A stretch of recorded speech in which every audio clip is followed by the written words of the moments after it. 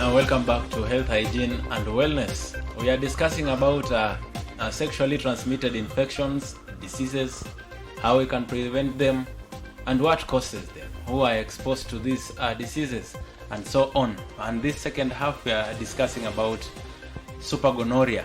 So let's find out what is super about this super gonorrhea. Karibu tena daktari. Thank you. Yeah. Now, if we can just go directly, what is super about this super gonorrhea? Yeah, super gonorrhea is just super gonorrhea. You know, gonorrhea is a disease that has been there for years. Yes. If you look at your history very well, there were years that gonorrhea was really a menace to our people, especially here in Africa, because when civilization came, Yes. there were a lot of exposure to so many new behaviors that brought on syphilis, gonorrhea, all those infections. There was even a time when there was a controversy, like syphilis had just been migrated to our people. So we realized that maybe so super gonorrhea is a disease that is super in itself, because gonorrhea is a disease that has been there for years, and it is an old disease. At one point it was high on us, especially when we didn't have enough antibiotics. There was a time when we had only penicillin as the antibiotic, and it was working wonders. So you know, the journey of antibiotic is always affected by resistance.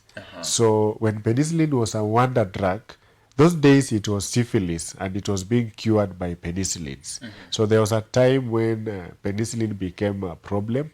It couldn't cure syphilis.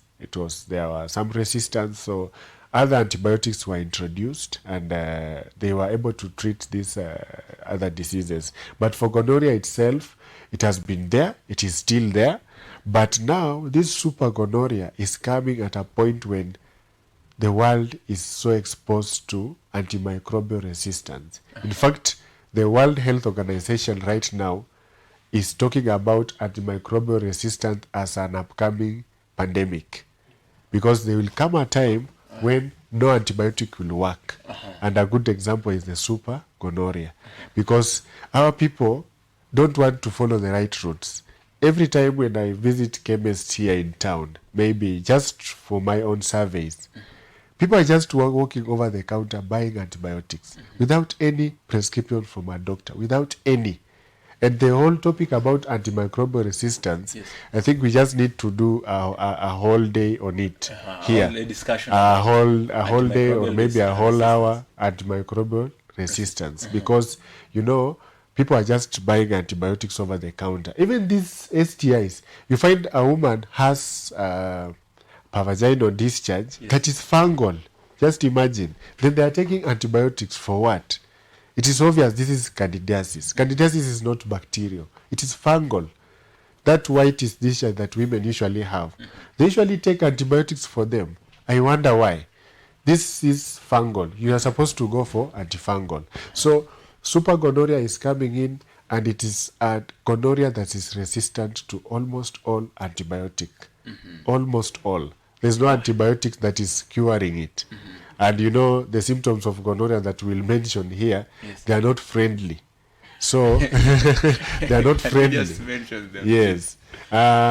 Mostly the symptoms that we have for gonorrhea, mostly at the discharge, there is pain, there is swelling of the genitalia. If you can start with male symptoms, there's usually discharge.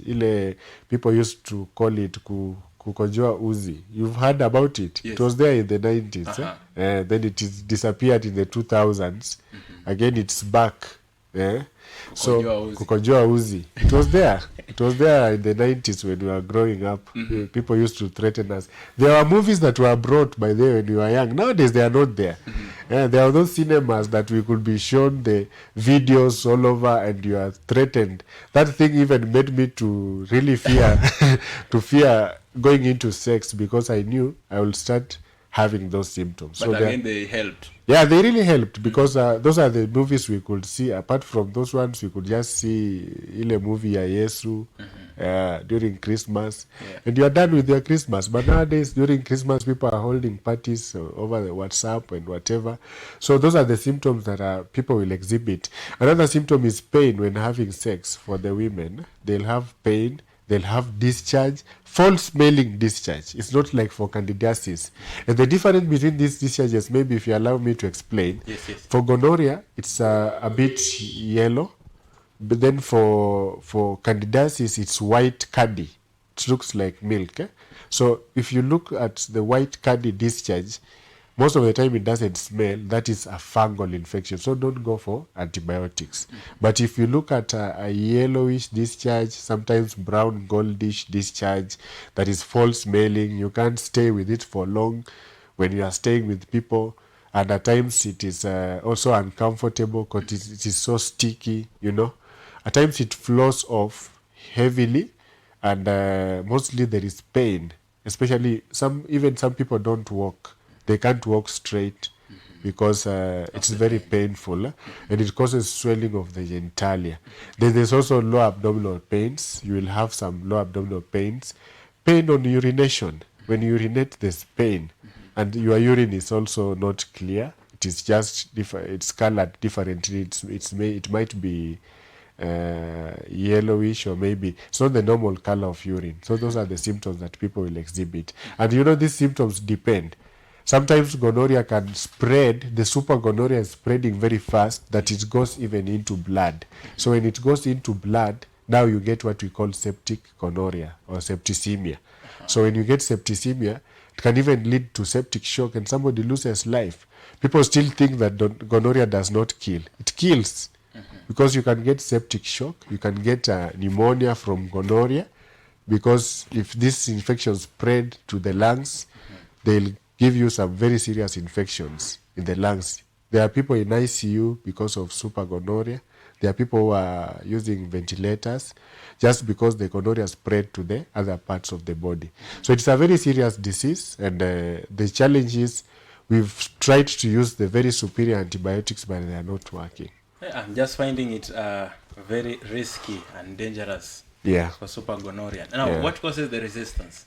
The resistance mostly is, as I've said, we've overused antibiotics. As I've said, and super gonorrhea does not just affect the young people.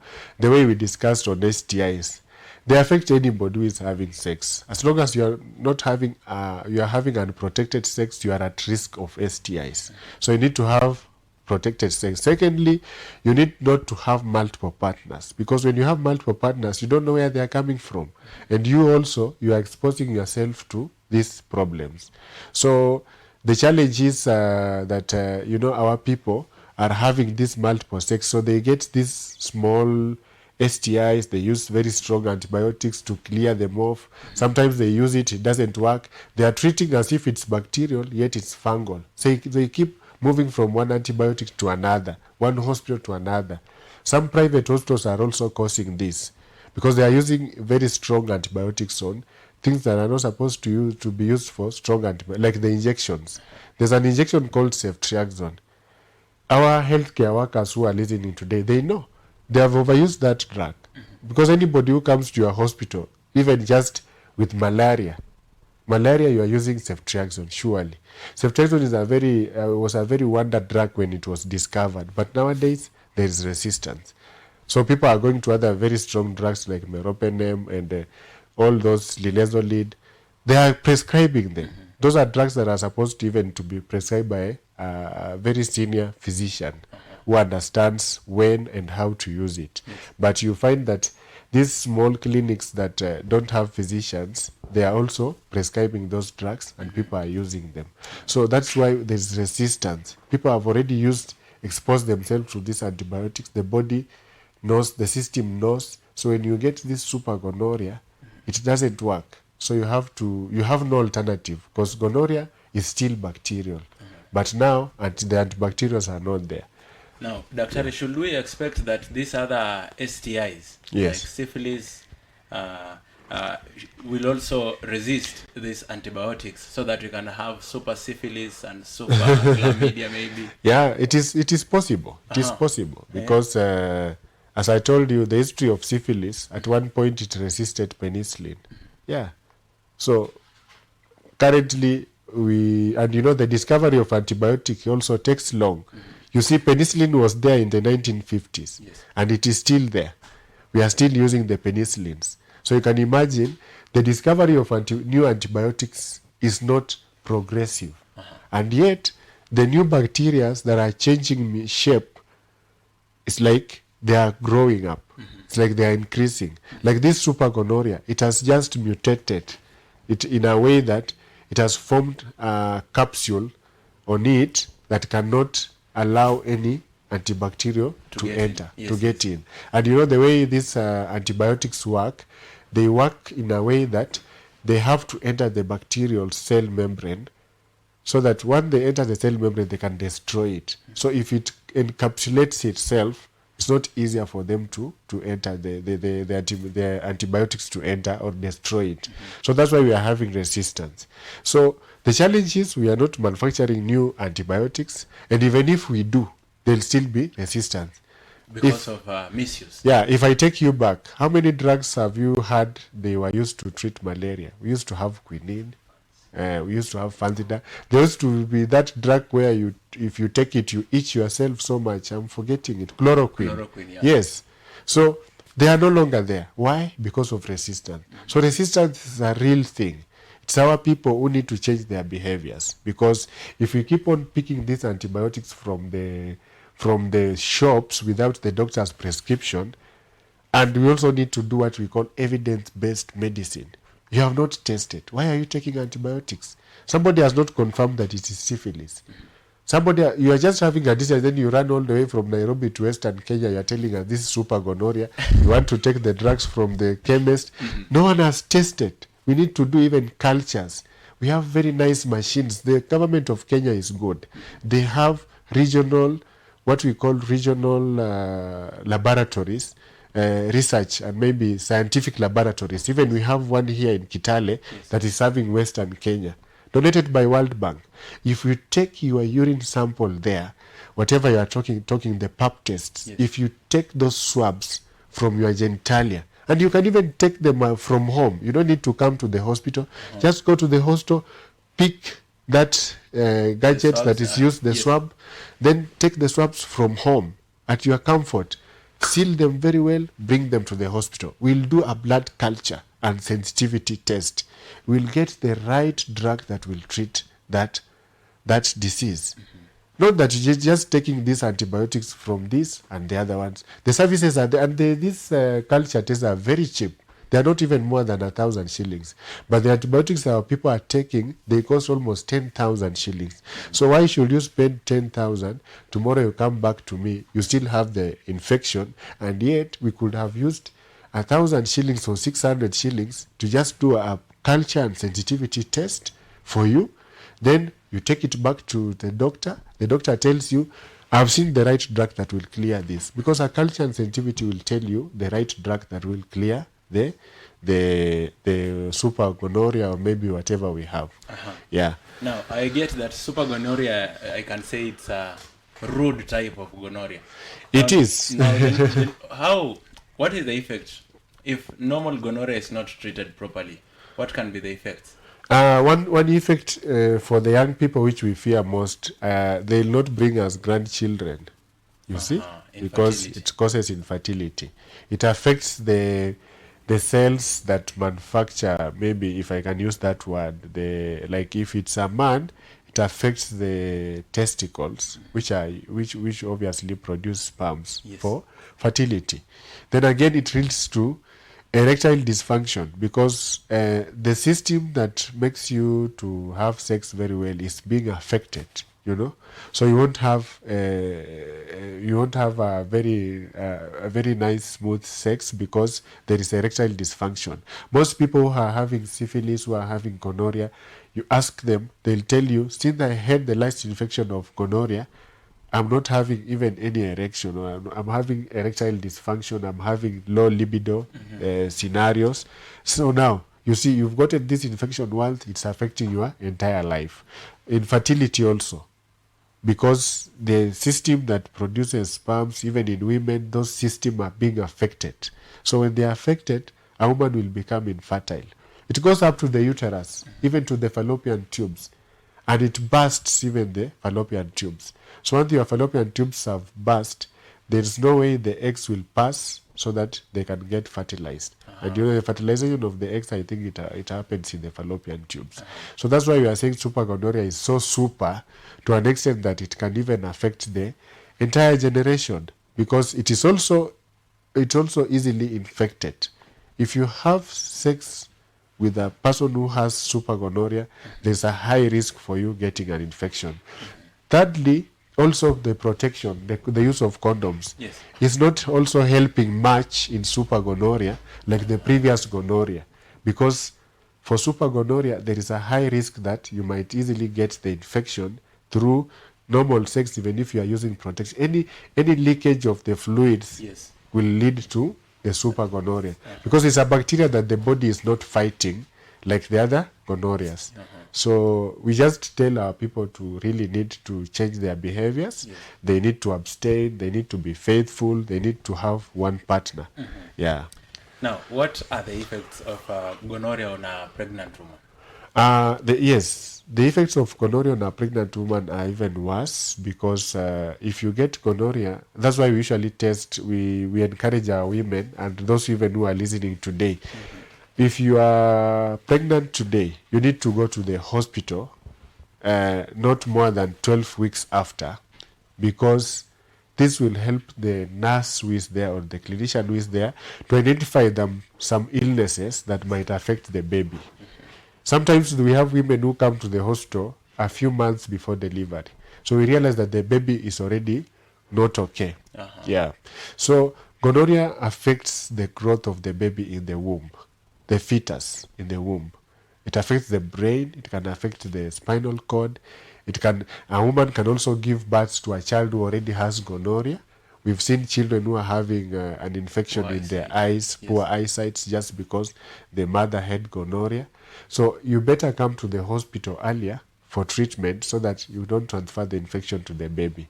So if you transfer the infection to the baby, all the mucous membranes, including the eyes, the mouth, their genitalia, whatever, it might be affected. Secondly, if this gonorrhea infects the child intrauterine, the child will be affected. You will not give birth to a normal child, because the child's brain affected. They might have cerebral palsy. They might have all those kind of deformities, complications, birth-related deformities. So that's why we are saying they need to be treated. And what can be done to prevent the resistance, the resistance to antibiotics? I've talked about that so much. Our people need to change for sure, for once and for all. It is simple. I've looked at the county system since there was devolution of health. People complain about devolution of health, but me, personally, I think I'm happy about it. Because when health was still centralized in Nairobi, you could take a whole year before a hospital is opened. You understand? Yes. Because the Minister of Health, the Public Health Officer of Health, we used to have the Provincial Medical Officer, they have to come together. It takes years for them to meet before they discuss that we need to have a hospital in this place. Area, But in the counties nowadays, people just meet and they decide that, we have some CDF funds here, let's open up a hospital. I can't compare the number of hospitals we had before devolution to look at even Nairobi, where the super gonorrhea is.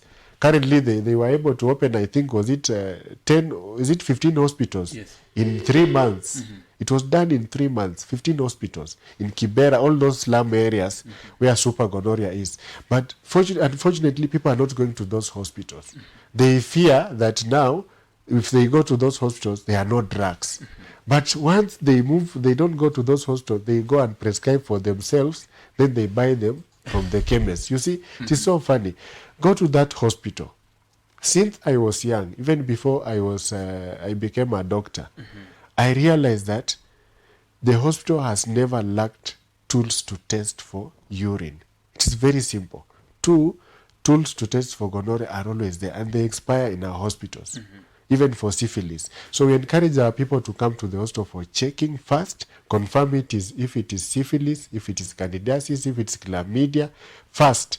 Then the doctor will prescribe for you the right drug for chlamydia, or if it's the right drug for gonorrhea. Then you'll get the drug and will get healed.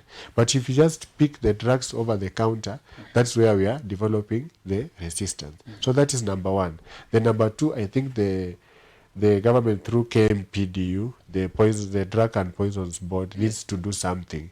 They have even to find these guys who are just selling drugs without prescriptions, because it is really messing our people. Sometimes people don't have knowledge.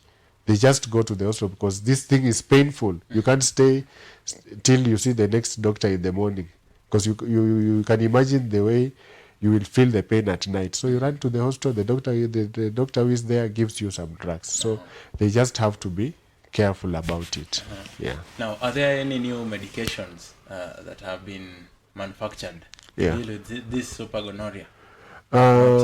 Yeah, this super gonorrhea, it's not the first time. There was a time when in South Africa, when we had, the rates of HIV in South Africa are higher than Kenya. But currently, globally now, Kenya is coming up in the youths. Kenya is coming up, almost going to South Africa. And STIs and HIV, they move together. So there was that resistance. So there were some drugs that were suggested. They were already there. There are some antibiotics, we rarely use them. We only use them when the infection is so high. So there were some drugs that were coming, but unfortunately, we haven't been able to use them because they have not been approved by the ADA. There's always an approval that has to come. So that's the challenge we are having.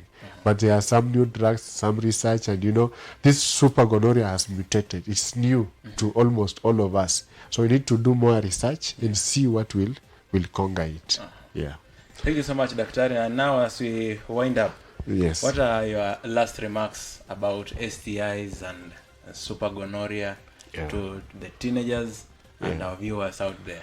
Yes, for the teenagers, my friends, let me call you my friends like our President Ruto usually calls us. Yes. We need to change because really this thing is going to affect our future. I know we have our own, we call them deja vus, where we feel like the world is ours. But now look at the future, because the future really relies on you. If you destroy your life, if you destroy everything, it's going to affect you. So just abstain till the right time when you need to have. And if it means having sex, then just make sure that you have sex with protection. Yeah. Now, I know, Dr. that many of them, yes, the victims now, yeah, and they have just found a way they can go along with it or through with it. Yeah. Now, if they are to contact you and even find out more about these STIs and super gonorrhea, if you can just give them their contacts. Hey, really, I can't share my contacts, but what I can advise them is that, even sharing my contacts won't help. Or where they can find you, maybe. The dispensaries are much empowered. As I said, with the county governments, we've really empowered the dispensaries. So I know people don't want to come all the way to the big hospitals and private hospitals. They feel it's expensive. The services are free in the dispensaries. Just go there, get the information. The nurse there will take you through what you need to do to prevent. If it is very serious, come to the main hospital, the county referral hospital, the sub-county hospitals. The doctors there will take you through what it entails, prevention of these STIs, and maybe the treatment part of it. And we even give you the condoms free of charge for you to use in case you need to have sex. Yeah. Now, if someone has private questions to ask you, how can they reach you, Doctor? I'm available. I work at the county hospital, referral hospital, but maybe they can always reach me. I also have a page on Facebook, Silas Wambulwa. You can always just go there, get to my inbox, ask. Yeah, I always teach people through that page. Wow. Yeah, Silas Wambulwa. That's amazing. Yes. Now, we've reached the end of our discussion about STIs and supergonorrhea, and probably the end of health, hygiene, and wellness. Now keep watching Imani Television for more updates of your health. My name is Barasa Saenyi. Have a good day. Yeah. Yes.